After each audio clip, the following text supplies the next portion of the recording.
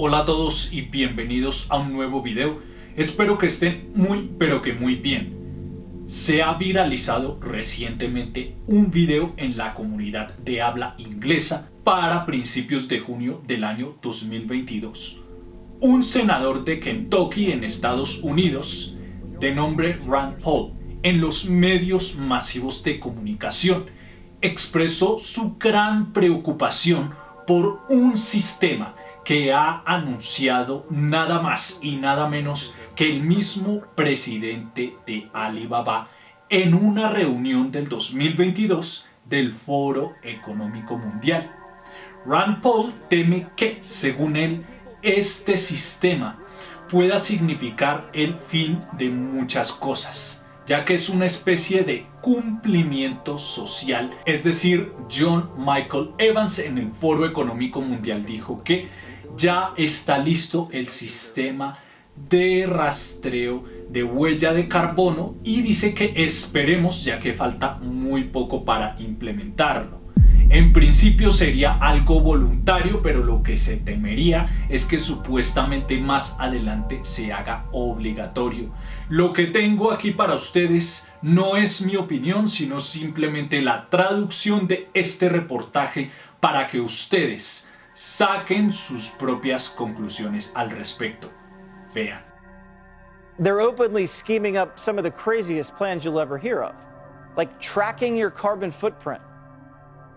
We're developing, through technology, an ability for consumers to measure their own carbon footprint. What does that mean? That's where are they traveling? How are they traveling? What are they eating? What are they consuming on the platform? So, individual carbon footprint tracker. Believe it when I tell you, these people don't care about any of us. They're just a bunch of globalists hanging out and coming up with too many bad ideas. Rand Paul, Kentucky Senator, and he joins me now. Should the American people be scared when the richest people in the entire world get together at a swanky conference and hatch these crazy ideas about how to make our lives better? On a private jet, they're spending 5 times as much of a carbon footprint. So if they really cared about that, they could ride on commercial airlines, but they aren't. They're elitist. But the other real danger here that's even more danger than all their phony caring about carbon footprint, the real danger is this. Look how bad your government is in a country where you get to vote for these people. This would be a government, a world government, where you don't get to vote on anybody. This is everybody's worst nightmare. The bureaucracy that we have trouble in our United States because we don't get to vote on them, we vote indirectly. Can you imagine the one world bureaucracy of all these elitists and their private jets that would rule our country and we wouldn't get to vote? So I'm dead set against this. And they used to call people who talked about one world government, they used to say, oh, it's a conspiracy. And we would always say, no, it's in their mission statement. They say it at every meeting. That's what they're for. But lack of sovereignty means lack of freedom, and it means lack of responsiveness, and it's completely antithetical to everything our country stands for. Yeah, and I don't want to put down Bill Gates and these guys. You know, they do a lot for charity. But when you hear them kind of just dismiss inflation, or you're going to have to go through some pain in order to kind of go with my idea. You know, the American people hear that and they think, "Come on, man, you're not serious, are you?" But it's not only insensitivity because they've never been to a grocery store and have no idea what things cost, but it's also that we now have a whole set of our political spectrum that's out there saying it's caused by greed. What do you think about this tracking technology? Yeah, privacy is not much of a concern for these kind of people. So not only do they want to track you for your carbon footprint, the WHO has announced, they're forming a treaty, and it's going to be this treaty for the next pandemic. But in the next pandemic, it's not going to be a Washington-based mandate on vaccines or a Washington-based social distancing or masks. It's going to be an international one, and they actually want to track everybody with a QRS code. I think that goes beneath the surface right back here, but I'm not sure how they get it in you. But no, I mean, it's no laughing matter. It is very worrisome. But whenever they talk about it, they have absolutely no concern for privacy, and you're exactly right. They don't care about the individual. They don't know people like us. They've never been on a bus. They've never been on Southwest Airlines. airlines have never driven a car. Most of them have never even driven their own car. So these are not the kind of people we want telling the rest of us what to do.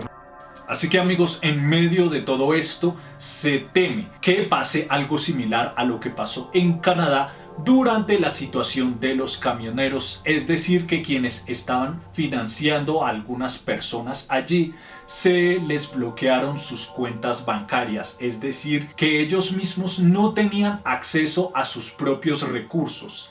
Esta y muchas otras cosas son las que se temerían, y aunque solo por ahora sería especulación, muchos temen que esto se vuelva obligatorio de verdad.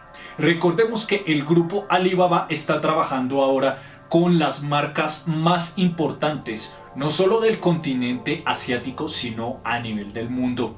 People forget, greenhouse gases are pollution. And 15 million people a year die because of the quality of the air around the world. We're dealing with a crisis here, folks. It's a crisis made by human beings.